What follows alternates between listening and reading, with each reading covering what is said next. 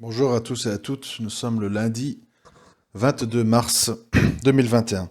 Alors, je viens de voir l'interview du docteur Laurent Alexandre sur la chaîne YouTube de Fodil M.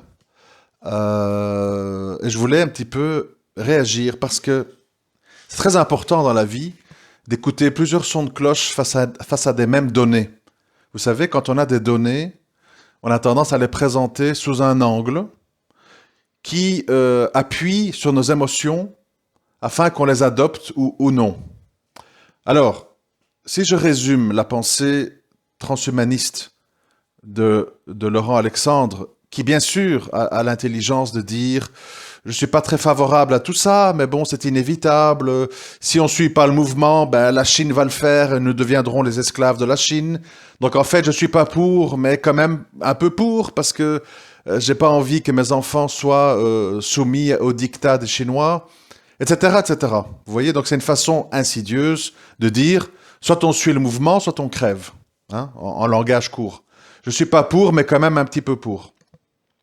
Ça permet en fait de se dédouaner, de dire nous devons suivre, mais en même temps je suis pas d'accord, mais nous n'avons pas le choix. Voilà, c'est-à-dire on est mis au pied du mur, et c'est un peu ça tout le discours des transhumanistes pour dire nous n'avons pas le choix. Nous devons aller toujours plus vite, nous devons être toujours plus intelligents, nous devons toujours être plus performants, etc., etc.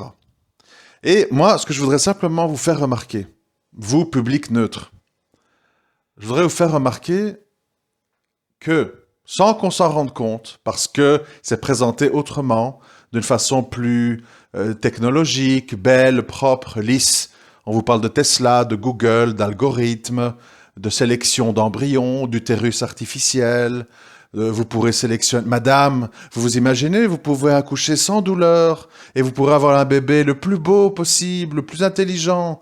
Vous pourrez tout choisir. Si vous voulez qu'il soit brun aux yeux bleus, il y a moyen. Vous voulez qu'il soit blond aux yeux noirs, il y a moyen. Ça, c'est quand même chouette, non, madame? C'est quand même intéressant. Pourquoi vous voulez souffrir dans un accouchement pénible, avec des péridurales, des risques d'effets secondaires pour avoir un enfant qui est peut-être bien, peut-être pas, qui est peut-être bête, qui est peut-être méchant, qui est peut-être un tueur? Ne prenez pas de risques. Adoptez le transhumanisme, acheter un utérus ou louer un utérus artificiel, on prend le meilleur sperme de votre mari, le meilleur ovaire à vous, et on fait le meilleur bébé possible sans cri et sans douleur. Donc ça, c'est la présentation. Vous voyez, une présentation, en fait, angélique, superficielle des choses. Moi, où est-ce que je veux en venir? Et vous allez voir. C'est qu'en fait, sans qu'on s'en rende compte, on nous présente les théories nazies d'une façon appétissante. Et je l'ai toujours dit, pour ceux qui m'écoutent depuis longtemps, je l'ai toujours dit. Le sommet, le paroxysme de l'humanisme, c'est le transhumanisme, puisque ça veut dire quoi en fait le transhumanisme? Il faut comprendre. Ça veut dire la science inventée par les hommes permettra aux hommes de devenir des demi-dieux, si pas des dieux. Et toute cette théorie, elle s'est appelée la Kabbale, elle s'est appelée Illuminati, elle s'est appelée la franc-maçonnerie, et maintenant elle s'appelle les transhumanistes. C'est toujours, en passant par le nazisme, selon moi, c'est toujours en fait la même doctrine, mais qu'on emballe sous un emballage cadeau différent. Qu'est-ce que c'est que cette histoire, en fait? Si on est croyant, donc on pense que nous sommes le fruit d'une création et qu'il y a un créateur, beaucoup de gens n'acceptent pas l'idée. Beaucoup de gens n'acceptent pas l'idée. Les imperfections de ce monde prouvent qu'il n'y a pas de Dieu et ça nécessite le fait que nous prenions les choses en main et que nous devenions nos propres dieux. En adoptant des connaissances, la lumière, Lucifer, etc., afin de corriger les erreurs de Dieu, qui d'ailleurs n'existent pas. Nous sommes le fruit du hasard. La preuve, c'est qu'il y a de tout. Des gros, des maigres, des intelligents, des bêtes, des violents, des pacifiques. Donc en fait, tout ça, c'est le hasard. Et nous voulons contrôler le hasard et construire une société égalitaire dans laquelle il n'y a plus de genre, il n'y a plus de différence intellectuelle, il n'y a plus de différence en rien, c'est-à-dire c'est le mondialisme transhumaniste. En fait, c'est un mariage entre le communisme au niveau social et économique et le nazisme au niveau scientifique. Donc je répète, le transhumanisme, c'est un mariage entre le communisme économique et le nazisme scientifique. C'est-à-dire que on utilise les méthodes nazies, purification, sélection, culte de l'homme parfait, de l'homme Dieu, qu'on appelait l'homme arien à l'époque du nazisme, pour créer une société la plus égalitaire possible, dans laquelle donc il n'y a plus de différence. Et dans laquelle, comme nous contrôlons tout et nous refusons l'idée du créateur, nous contrôlons en fait tout. Qui veut être un homme, qui en a marre d'être un homme, voudrait se faire opérer pour être une femme, qui rêve d'avoir un enfant aux cheveux blonds. Nous contrôlons, nous décidons. Parce que nous sommes Dieu, et la connaissance qui nous a été léguée depuis les Égyptiens en passant par les Grecs, etc., c'est la lumière, et nous voulons être les hommes-lumière qui créent une société selon leur conception du bonheur et de l'égalité. C'est ça le transhumanisme. Et bien sûr, si on ne réfléchit pas profondément, c'est appétissant. Qui n'a pas envie d'avoir un enfant beau, intelligent? Qui n'a pas envie d'accoucher sans douleur? Qui n'a pas envie d'une société entièrement informatisée, où tout roule, où tout circule, où tout est facile, où on n'est plus malade, et puis éventuellement on vit 300 ans, et puis on ne meurt plus. En théorie, tout le monde signe, non? En théorie, tout le monde signe. Le problème, quand on est croyant, à nouveau, si vous n'êtes pas croyant, c'est compliqué de comprendre. Le problème, c'est que Einstein, je pense, avait dit, ou je ne sais plus, un scientifique en tout cas avait dit, l'univers est un énorme chaos harmonieux. C'est-à-dire que quand vous prenez un objet, n'importe quel objet autour de vous, vu de loin, il est lisse, il est rond, comme une balle, il semble uni, c'est-à-dire un côté parfait. Mais si vous prenez un microscope électronique, tout ce qui vous entoure, votre main, votre tasse de café, votre clavier, votre souris, votre écran, c'est un conglomérat de milliards d'atomes qui s'agitent dans tous les sens. Et à la limite, si vous le regardez, vous allez avoir le mal de mer, tellement ça bouge, tellement c'est chaotique, tellement c'est virevoltant. Et c'est ce chaos qui crée un ensemble harmonieux. C'est exactement comme une image de la télévision. Pour avoir cette image parfaite, 8K, je ne sais pas combien on est maintenant, qui est presque mieux qu'un œil humain, si vous regardez l'écran de tout près, avec quelque chose qui agrandit, vous verrez que c'est un agglomérat de pixels de toutes les couleurs qui paraît chaotique. Mais ce grand chaos crée une grande image harmonieuse. C'est-à-dire que ce monde qui nous semble imparfait est peut-être, si pas sûrement, imparfait pour des raisons qui nous échappent, pour des raisons qui nous dépassent. Et toutes les fois où on a fait le choix de vouloir régir le monde et décider ce qui était harmonieux ou pas, et décider qu'on ne devait plus mourir et que la connaissance allait résoudre tous nos problèmes, ça s'est terminé en cataclysme et en désastre. Parce que l'humain n'est pas sage, l'humain voit à court terme. Je vous ai un jour donné l'exemple. Je vais le redonner aujourd'hui. Quand on vous dit, on va vacciner tous les pauvres enfants en Afrique pour qu'ils ne meurent plus du paludisme ou je ne sais pas de quelle maladie. En théorie, on applaudit tous, non? On applaudit. D'accord. Mais si je vous dis qu'à cause de ça, le Nigeria va se retrouver à 500 millions d'habitants en 2050 et qu'il y aura des guerres terribles pour l'accès aux ressources et pour que ces gens puissent survivre, plus le désir de venir évidemment dans les endroits où il y a de l'argent, où il y a du bien-être, donc arrivée massive d'immigration, etc. Est-ce que cette vaccination de masse vous semble toujours avoir été une bonne décision? Dans le sens que, on revient à chaque fois au vieil adage, l'enfer est pavé de bonnes intentions.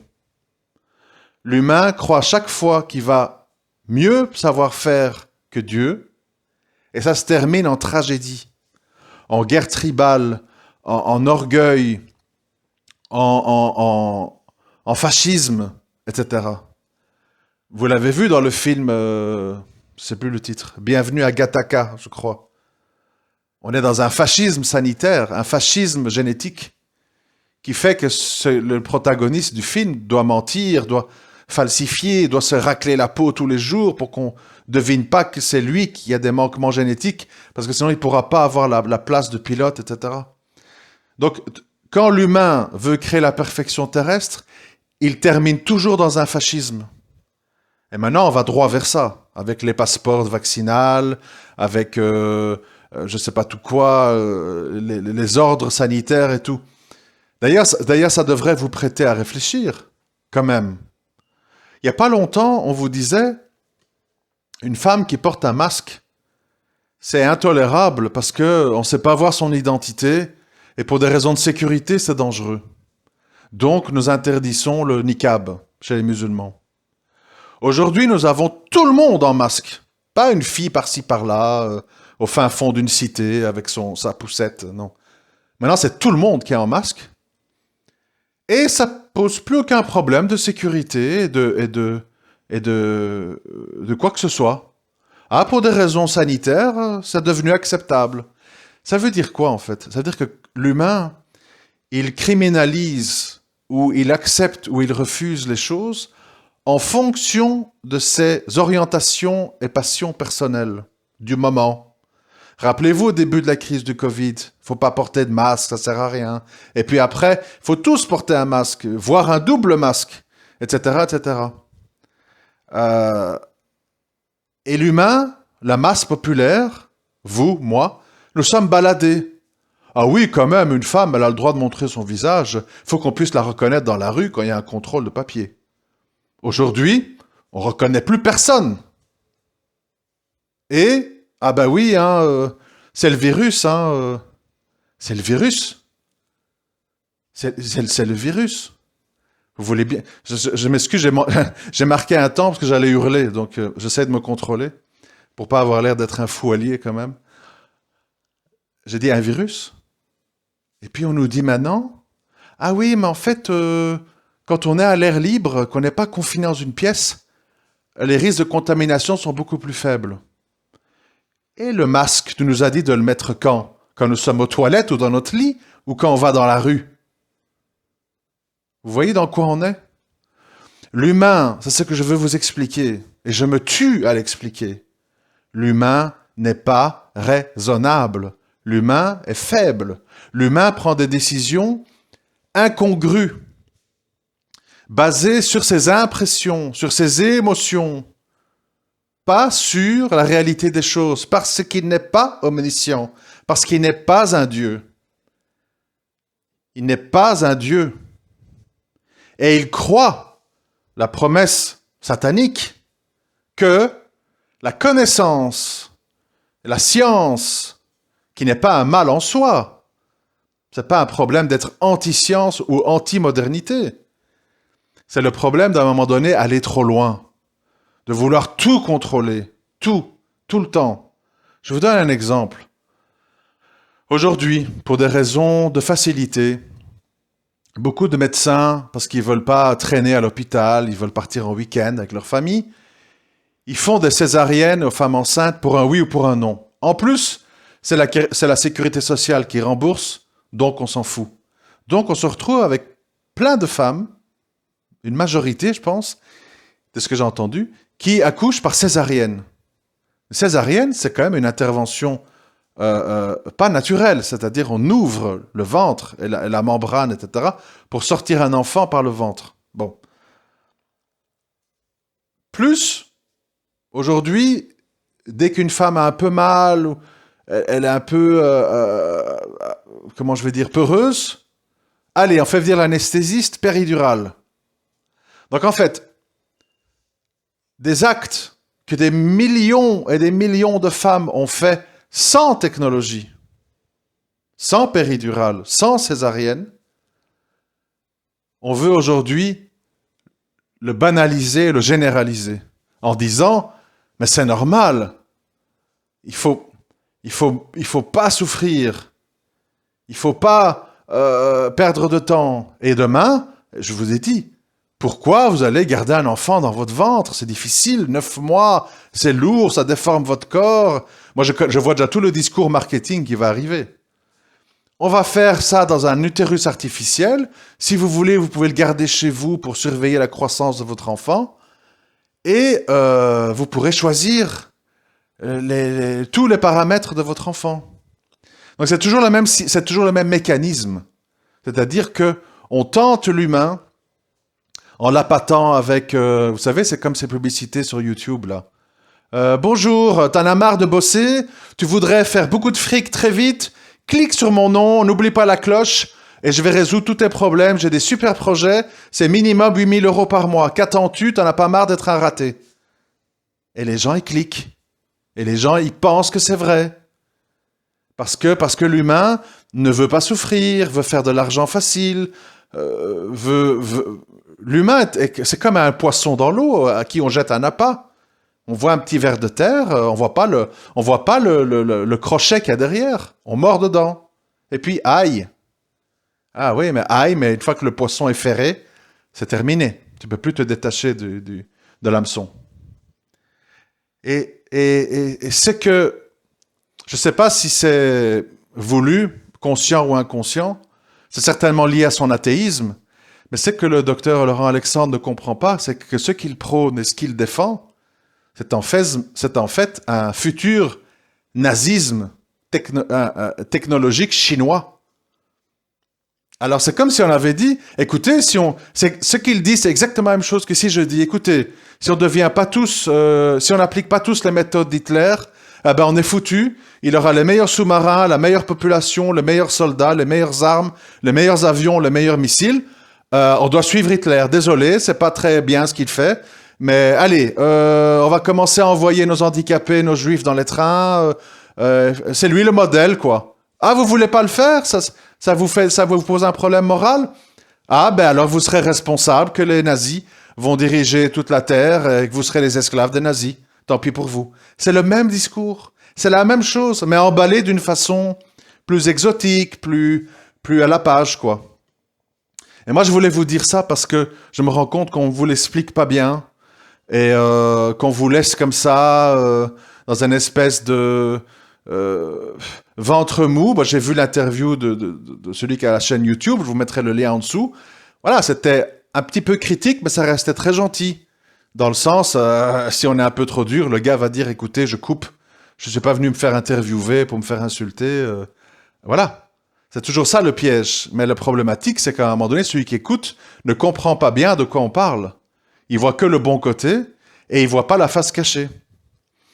Voilà, je vous laisse ici. 20 minutes, c'est suffisant. À très bientôt.